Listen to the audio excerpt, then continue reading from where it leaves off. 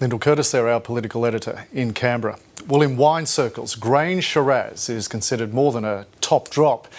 It's become an institution. It's considered by many wine connoisseurs as the holy grail of Australian reds. But its price tag could well push budgets into the red as well. The latest vintage of Grange is about to be released. So to find out why this wine has such a huge reputation, let's speak with Tyson Stelzer. He's a writer, a wine writer. He writes about it for newspapers, magazines and books, and he's also happy to speak about it, which he's doing now from our Brisbane studio. Tyson, thanks very much for your time. Hi Scott, thanks for having me. It's a great day to talk about Grange. Any day. Before we talk about this latest release, what is it about Grange that has given it this enormous reputation built up over 50 years? It seems the controversy of the latest release is a reflection of a history of controversy with this label, beginning right back in the 1950s when Max Schubert created this wine that was completely at odds with anything that had come from Australia before.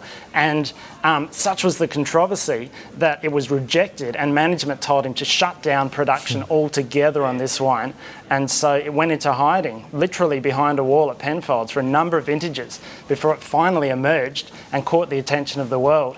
And 5 decades later, there's no Australian wine which is perhaps more synonymous with the character of this country and the reputation of the very finest wines that this country's produced over the decades. Is that why it's 5 or so years behind? For example, here it is in 2013 and the vintage about to be released is 2008. Is that why?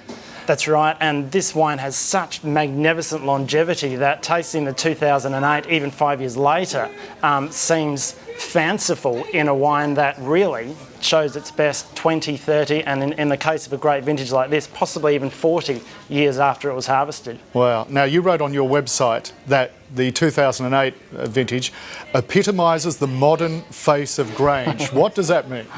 This wine really took me by surprise, and if you remember back to 2008, 5 years ago, in South Australia, this vintage was categorised by a phenomenal heatwave that swept across the state with 35-degree temperatures on 15 days consecutively. And you'd expect from conditions like that, the wine to be produced to be massive, hulking, over-the-top caricature of Shiraz. And yet the surprise with 2008 is that it's a wine that has some detail, some character, even perhaps some refinement in capturing pristine fruit that managed to ride out quite a tough season. And for that, Penfolds is to be credited. Okay, let's to follow up your thoughts there a little bit more. For some inexplicable reason, I have not been allowed to bring wine onto the set and drink on set. But what I do have is a glass of fine Sydney tap water. So as I have a glass of virtual Grange, can you talk me through what I can expect if I'm drinking Grange? So what am I looking at? Yep, so the first thing you're looking at is it's going to be quite a bit darker than Sydney tap water today. This is a dark, intense wine, almost black.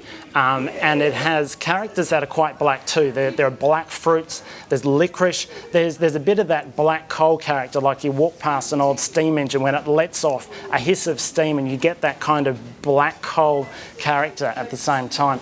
Grange is a wine that is built around structure, and in wine that comes from tannin, and the tannins here are very strong, so you get a drying effect in your mouth, and it's that which guarantees the longevity. I'll just try it and see if that's the case.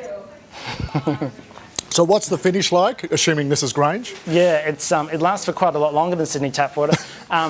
One of the refined features of the greatest wines is that you can still taste them for minutes even after you swallow. Wow. And 2008 Grange really does epitomise that. In wine circles we say it has length or persistence. And it helps it with matching with food and helps it with longevity to last out in the cellar at the same time. Well, I have a virtual steak here as well, but I won't eat that right now. Very good. You say on your website, again, this could or should be drunk between the years 2028 and 2043. Yes. How on earth do you expect anyone to be so disciplined as to wait that long? Oh my goodness, if only we all had the patience to keep these wines for as long as possible. The 60s and 70s Granges are looking magnificent at the moment. And one of the benefits of Grange too is that it's still even more affordable at auction than it is on the retail shelves. So we can pick up these great vintages, if you'd ever call $500 affordable, less indeed than the current release price anyway. Yet, about the current release price, how much is it a bottle, and bottom line, is it worth it? Okay, you're going to have to anchor yourself to your chair with this and take a big swig of Sydney tap water. $785. And this too is controversial. And here's the latest controversy in the Grange saga. This wine was presented to media 2 months ago at $685 a bottle. We liked it, some of us gave it big scores, someone gave it 100 points, not me, and off the back of that and the perceived reputation of this wine, Penfolds then jacked up the price by another $100. So $785, the most expensive Grange ever released, a sneaky move, but in fact perhaps a tactical one. And there's something of a halo effect. It's not a bad thing for Australian wine, for the flagship of Australian wine to be perceived at that level around the world. And it's not bad for us to say to the French, hey, we can do this too. We can sell 10,000 cases of this at that price of $785 and sell out around the world in no time. And that's not a bad thing for Australian wine. As controversial as it is to jack the price up by another $100 to somewhere in the stratosphere that most of us will unfortunately never afford. In which case I better stick to Sydney tap water, Tyson, but I appreciate you allowing me to virtually drink, through your expertise, a glass of Grange. Much appreciated. My pleasure. Next time we'll have to drink the real thing. Thank you, Scott. I like that. I look forward to the next interview. Tyson Stelzer there in Brisbane. Cheers, mate. Thank you. Thank you very much, Scott. See you. It does have a good finish.